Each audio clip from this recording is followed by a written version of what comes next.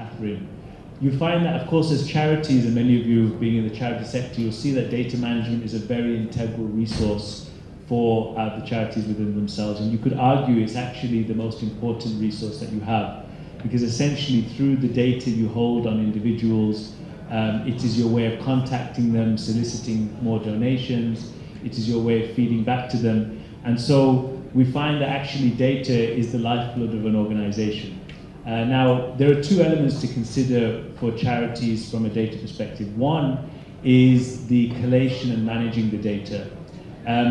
Collating data, of course, is well known. You have multiple platforms where you collect data, but managing it is very important. And just to give an example, if you collect from one donor a phone number or an email, and it's valid, it's active, then if we assume that the lifetime value of a donor is around £2,000, for example, lifetime over 20 years, you're contacting them, they give you £100 1 week, 3 months later they give you £200, they might come to an event, they have some relationship with you, let's say up to £2,000. That one donor is your connection to £2,000.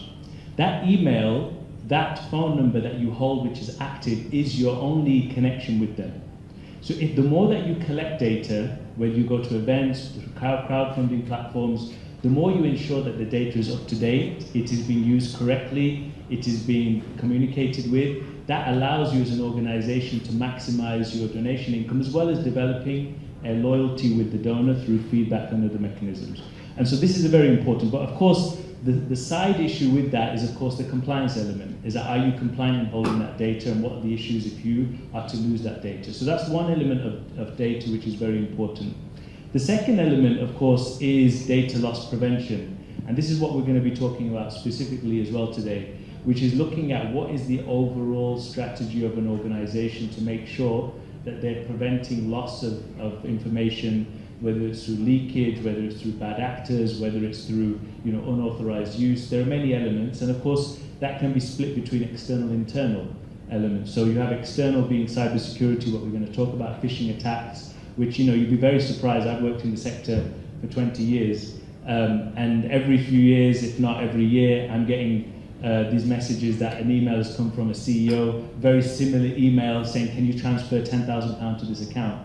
And one example I had was where it went through the SMT and everyone's rummaging to try and make this payment, right? And it came to a point that when they looked at the email address, there was one letter which was slightly different from the normal email address. And it was flagged when we found out that it was actually a phishing attack. Someone was trying to get that money transferred. So these are things which are, you can argue cybersecurity is involved there, but at the same time, you have internal.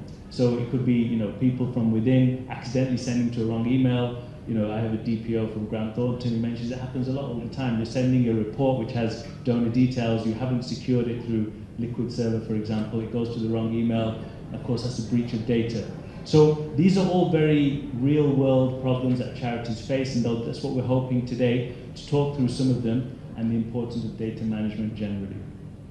So without further ado, I'm going to pass over to Natasha and Catherine, and they're going to be talking about data protection, regulations and compliance. It's going to be about 8 minutes each, maybe 6 to 8 minutes each presentation. We'll go through 3 presentations, and then we're going to open the floor up for some discussion, and we hope to finish by 12:30 maximum, inshallah. I'll pass it over to you. Thank you. Thanks. Well, thank you for coming to our session. I was going to say this morning, still this morning. We're really pleased to be here. So I'm Catherine, this is my colleague Natasha, and we work at the ICO. And our roles within the ICO, the Information Commissioner's Office, are to try and push out the messages about data protection, appropriate and safe data sharing, to as many different audiences as we can, as many different sectors as we can, which is why we're here today. So what is data protection, and who are the ICO? So at the ICO, we are responsible for regulating the Data Protection Acts and the GDPR, which are our data protection laws, and we are responsible for other legislation as well, such as the Freedom of Information Act, but we won't be talking about that today. So, when we say data, what we really mean is information, and as was just described, information is at the heart of everything that we do. and with sort of digitisation of services and use of the internet and technology, we lose track of the number of times every day we will be entering, sharing our information.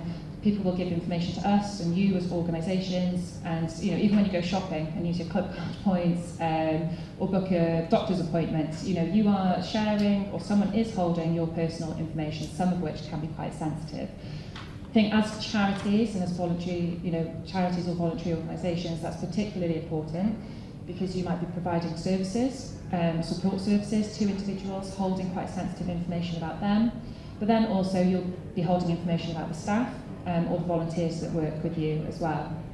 We understand that you'll have so many different bits of regulation, bits of what might seem like red tape that you all have to deal with, and if you're a particularly small organisation as well, I can imagine that can be quite overwhelming to try and understand what all of the different regulations are that you need to comply with.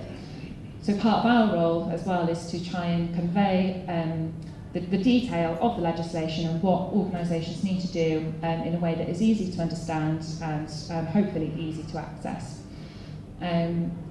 Obviously, we've mentioned cybersecurity as well, so that's, the technology and digitisation can bring huge benefits in the way that we all work, but it does also bring risks. And we do work closely with the National Cybersecurity Centre to if there is a breach, we work closely with them to make sure that as regulators and as organisations we are taking a joint approach, that we're not conflicting in our approach. But our particular interest at the ISO is where there's been a breach of personal information, where there's personal information involved. So what we're going to move on now, my colleague Natasha is going to talk about, well, what are the impacts if something does happen, if something goes wrong. Hey everyone, thank you so much for coming. So sometimes it can be really hard to kind of understand the real world impact of when data goes wrong. So when there's a leak, when you've lost data, what can happen? And sometimes I appreciate that GDPR may feel like red tape. It feels like something where there's a tick box exercise, something that you have to click through so you can get the right information. So we're hopefully going to talk you through some examples today so you can see some of the real world impacts that can happen from when data goes wrong, when something happens to information that shouldn't have happened, and how we can hopefully kind of create that real world impact for you. I mean, as a regulator, if something goes wrong, we may fine and we have enforcement powers, but for us it's more about trying to communicate some of that real world impact, because there's more harm that could happen from that aspect rather than from the fining aspect. So I'll click through to the next slide and talk a little bit about a campaign that we ran recently. So when we were looking at our data, one of the things that we've realised is, particularly with data breaches, we found that domestic abuse victims whose data was being lost through being inappropriately shared and being accessed in ways that it shouldn't have been, those domestic abuse victims and survivors were being subjected to even more harm. In some really awful cases, we found that there was instances where the information about a domestic abuse victim who had found safe housing was being shared with the perpetrator by accident. And there were other instances where people were having to kind of leave home and move elsewhere because their information was getting into the wrong hands. And some of this is down to very kind of simple practices around recognising the sensitivity and the risk of the information you hold, and making sure that when you are releasing that information, that you're thinking about the risk aspects of that and making sure that you're releasing it in the right way. Another campaign that we've done, which is a slightly different one, is around child safeguarding. So we find, especially kind of when there's lots of different organisations that are linked up with sharing information regarding children, there can be a lot of anxiety around sharing information in the right way. And does data protection become a blocker to that? And that's where we have very strong messages, data protection is not a blocker. It's about making sure that you share it in the right way and with the right safeguards. And we've got lots of tools and resources and help and guidance for how you can do that in the right way, because we absolutely don't want to stand in the way of legitimate sharing. Sharing needs to happen, as you mentioned at the very beginning. Data is at the heart of everything we do now. It's about making sure that we still have those safeguards in place so that we can prevent that kind of unintended harm coming out of it. Thank you. So Natasha's mentioned some of the real-world harms that could be caused, so inappropriate sharing or not enough sharing. But obviously you need to make decisions as organisations to be able to do that, or not do that.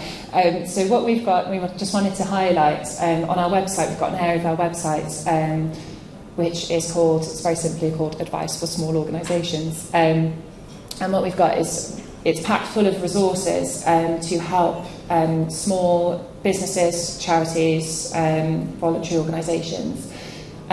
So on there we've got tools, compliance checklists and tools where you can enter in information about your current practices, and it will let you know how you're doing and then give you tips if there are things that you might need to improve. We've got sort of a beginner's guide to data protection, which will sort of go through the top 8 things you should be thinking about. And we appreciate, people will be at different levels within your organisation. Some of this may be just a job. Some of it you might want to then look onto the website for something more detailed. But we wanted to highlight, we've also got, we're trying to bring onto our website some interactive tools as well. So we're going to be rolling out a privacy notice generator where you can enter in the details about your organisation. And what it will provide you then is a draft privacy notice that will, fit the bill, that will be compliant, that you can use, so you don't need to worry about writing the whole thing yourselves. So we've got loads of stuff like that on the website, and we've also got a helpline which is manned by real people. If you're completely not sure what to do and you need to speak to somebody, then we've got that direct line as well, which you're welcome to use. So in wrapping up, what we wanted to say this morning was data protection is really important. It can be complicated, it can feel like red tape, but there are real people behind all of this. So, when something goes wrong, it could really impact somebody's life, and our job is about protecting people. But finally, please don't stress. Don't forget that there are all of these resources out there, free to access, hopefully easy to use. And we are here to help you. So yes, it can be complex, but we're working alongside other regulators as well to make sure we're regulating effectively and giving the help that you all need. So yes, please do stay in touch. And we've got a stall outside as well if you want to come and speak to us afterwards, and we're happy to answer any questions. Thank you very much, Natasha and Catherine. It's very useful. I think people should, if they can, go to the ICO stall. You'll find some interesting information then. Please do feel free. You're here till the end of the day, I believe, both of you. Yeah? Okay, excellent. Okay, so moving swiftly on then, we'll go to Rehan from Bates Wells, and he's going to talk about legal implications and rights in data breaches. Please do write your questions as you're going along. At the end of these sessions, we'll have a quick Q&A, hopefully. Thanks very much, Rehan, and thank you everyone for attending today. It's a real privilege to be here. And one more thank you to Natasha and Catherine for an excellent opening talk. As Rehan says, I'm here to talk really about the implications of data breaches, which follows on quite nicely from the talk that we just had. And in particular, the risks that they can pose to your organisations and the steps that you can take and should be taking to mitigate those risks. Obviously, 8 minutes is quite a short period of time to delve into the world of data breaches. It's a complex area. And so what I wanted to do was leave you with a few questions to think about, and maybe that you can take back to your organisations and sort of interrogate moving forward. And I will be sending through some summary of these moving forward, so hopefully you don't have to be scribbling down everything. So the first question is an obvious one, and it's, what are we doing to prevent data breaches? So the UK GDPR requires organisations to put in place measures both technical and organisational, to protect the personal data that you hold from a personal data breach. Now, a personal data breach can come in all shapes and sizes. It can be an extremely sophisticated ransomware attack on your IT systems by someone with an impossible budget and amazing IT skills. It can be someone leaving some documents on a train. It can be someone forgetting to BCC and copying loads of email addresses into an email. It can be falling foul to a phishing email. So the question for you as organisations is, what are we doing to prevent these attacks? Now, some of this will be technical things which I won't go into. There are people on this panel significantly more qualified than me to talk about those things. But some of it is organisational and follows on in some ways from common sense. What do our employees know about data breaches? Do they know what data breaches are? Do they know what they look like? Do they know what they can do reasonably to prevent them, and how they can take steps to be more careful in their day-to-day to prevent data breaches? It's one thing putting in place really impressive and expensive cybersecurity measures, but if your employees don't know that they shouldn't necessarily have their laptops open in public where everyone can see what they're doing and expose those data, or they should be careful with password protection, then you're leaving yourself open to quite a big risk in any event. The World Economic Forum recently said that 95% of data breaches are a result of human error. So that gives you a sense of the fact that, yes, while there are massive external threats to data all over the world, a massive threat internally is that people make mistakes. So that begs the question, in order to understand your obligations, you need to know what the impact of individuals is going to be. That's the first reason. Second reason, and again follows on from the previous talk, is these are people, and this is their data, and we need to understand what we can do to help them if we've lost their data as a good business practice and as a reputational practice. So again, what are the implications of individuals? Might someone contact them as you? So they think that you're contacting them, they might send someone money when they shouldn't be. Is there a risk of identity fraud? Is there a risk simply that someone's really private data is going somewhere where they wouldn't want it to go? By the very nature of many of the organisations attending this talk, you will host some sensitive data related to religion, obviously, but also data related to children or vulnerable individuals potentially. So it's really worth bearing in mind, thinking about it from an individual's perspective. What is the risk to those individuals? What is the impact of this breach on those individuals? So question 3, what is the impact on the individuals? Question 4, what do we do next? What are our obligations? Once you've determined what the risks are, you may need to notify the ICO, and you may need to notify individuals.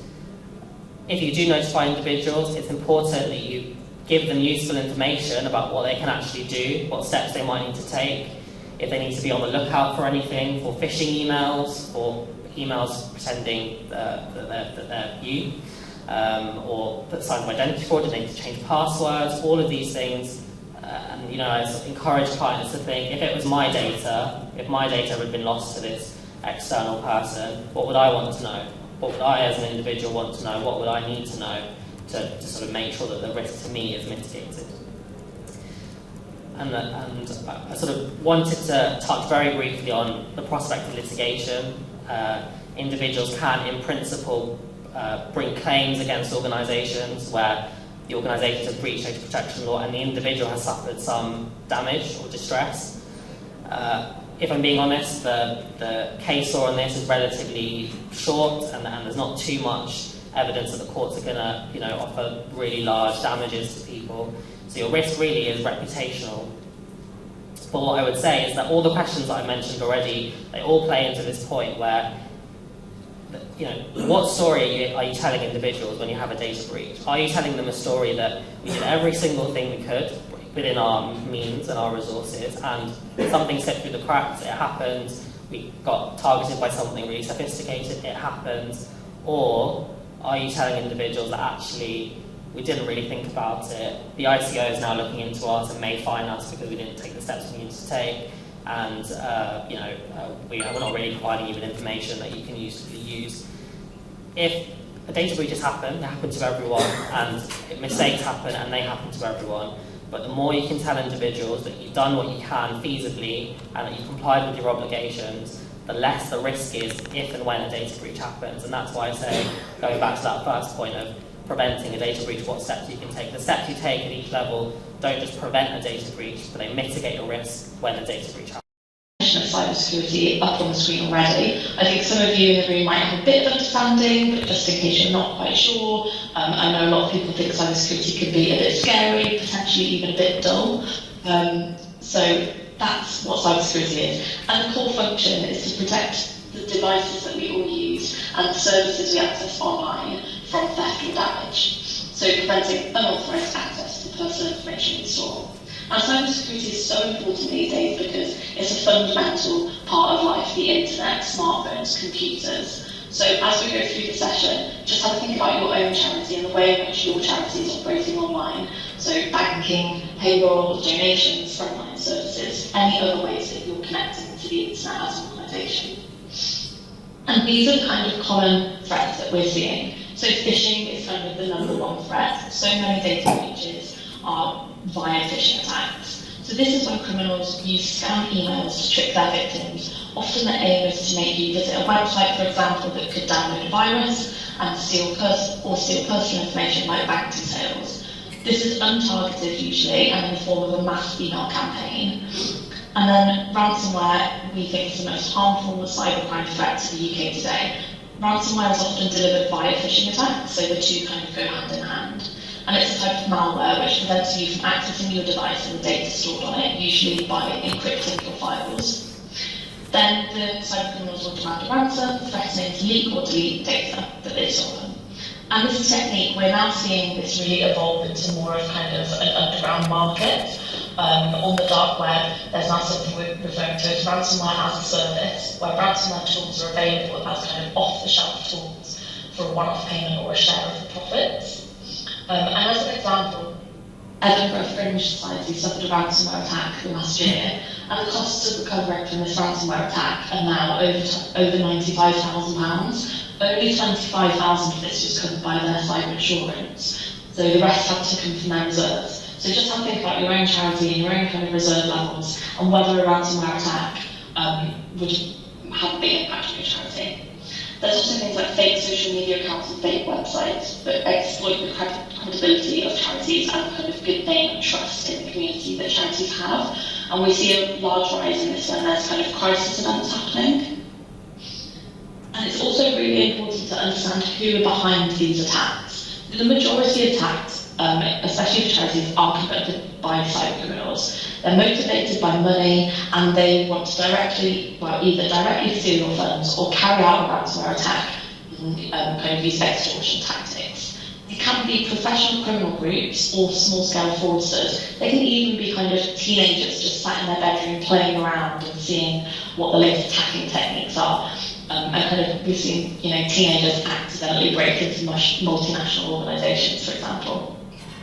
The technical skills vary a lot. Often it doesn't take very much skill to carry out an attack. And as I say, as this ecosystem and this market of ransomware and phishing grows on the dark web, you can just buy other people's time to carry out these attacks on your behalf. You don't need to be a technical expert to be a cybercriminal. We also have nation states, so charities are less at risk from nation state attacks, but those who work potentially in politically or socially sensitive arenas might be more at risk here. And then charities also have a slightly higher threat level from insider threat, which is deliberate or accidental threat from someone who has authorised access, maybe employees, volunteers, or even contractors and your suppliers. This is mainly due to the high staff turnover rate and high reliance on volunteers, where it's typically more difficult for charities to retain a high level of kind of training, and there's more limited security monitoring as well.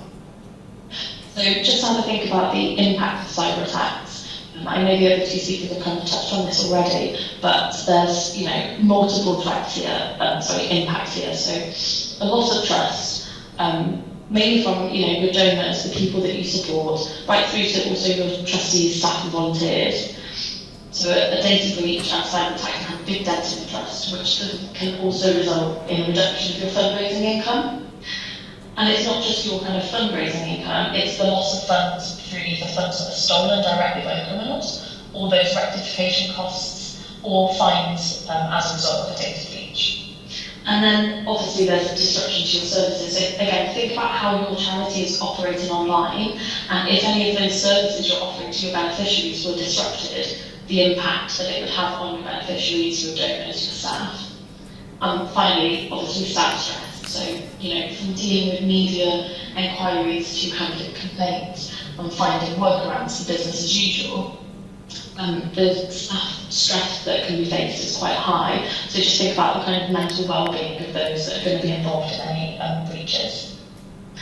So how can your charity become more resilient to cyber attack? It's not just about technical controls, although that is a very large part of it.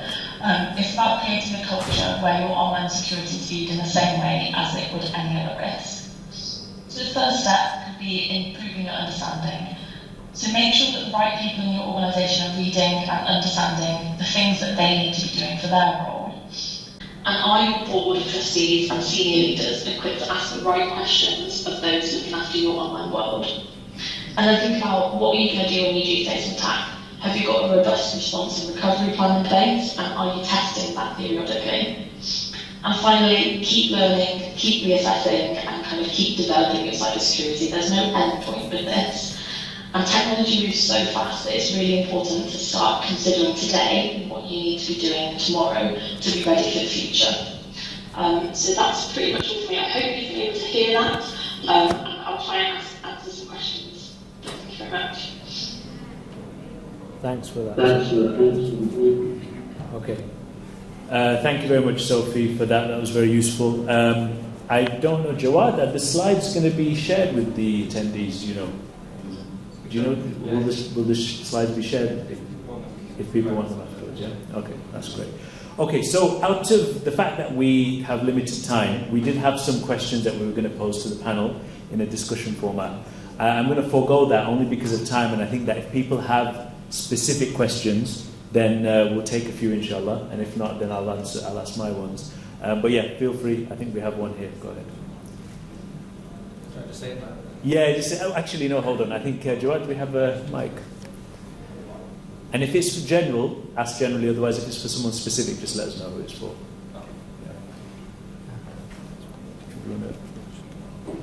I'll share this one, right?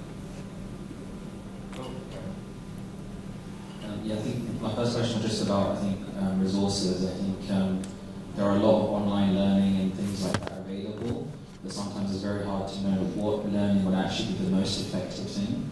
And if you're starting with, let's say, the frameworks that you've got would be the best thing. So I think the first question, hopefully is in the slides, what training resources can we actually access, potentially free ones or ones that are discounted, because we have very little resources and very little budget to try and deal with such a huge issue.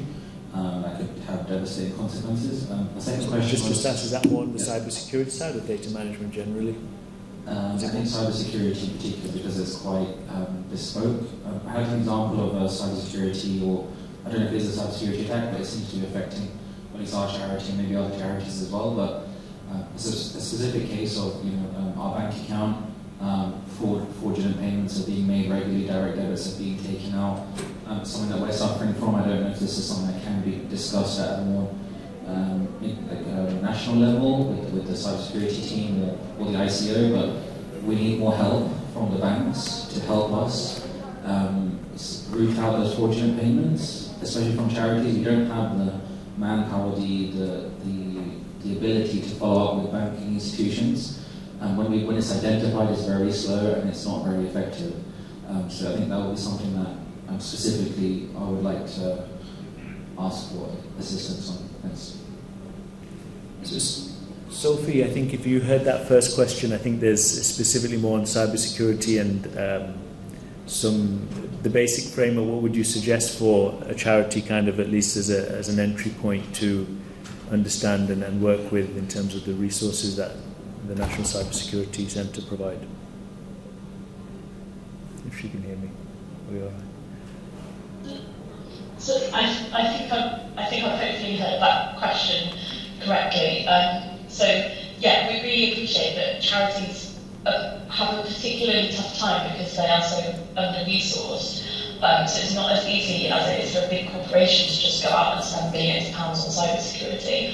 So I think it's really about kind of prioritising what are your most important things that you need to protect and kind of work backwards from there. So are you storing, information of vulnerable people? Are you operating a helpline virtually, like a 24/7 helpline people desperately need access?